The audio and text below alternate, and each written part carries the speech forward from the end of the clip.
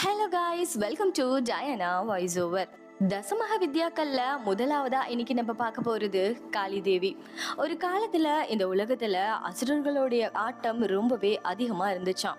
சிவபெருமானாலையும் சரி விஷ்ணு பெருமானாலையும் சரி இந்த அசுரர்களை கட்டுப்படுத்தவே முடியலையாம். அந்த சமயத்துல இவங்க ரெண்டு பேரும் போய் பார்வதி தேவி கிட்ட முறையிட்டு இருக்காங்க. பார்வதி தேவி தன்னோட மொத்த கோவத்தையும் வெளியிட்டு பத்ரகாளியா அவதாரம் எடுத்திருக்காங்க.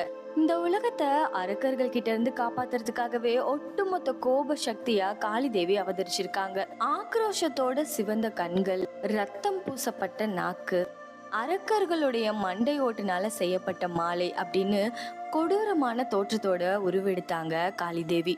முக்கியமா ரத்த பீஜன் அப்படிங்கிற ஒரு அரக்கனை அழிக்கிறதுக்காகவே காளி தேவி அவதரிச்சாங்க. ரத்த பீஜனை கொடூரமா வதம் செஞ்சும் தன்னோட கோபம் குறையாததுனால உச்சக்கட்ட கோபத்துல அவங்க நடனமாடினாங்களாம்.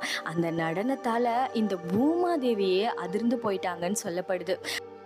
அதாவது தன்னை சுமந்துகிட்டு இருக்கிற பூமி தாயே காளி தேவியோட கோபத்தை பார்த்து பயந்து போனாங்களாம். இதை பார்த்த சிவபெருமான் தன்னை பார்த்தாலாவது காளி தேவியோடைய ஆக்ரோஷம் அடங்கும் அப்படிங்கிறதுக்காக அவங்களோட காலடியில போய் விழுந்தாங்க அப்படின்னு சொல்லப்படுது.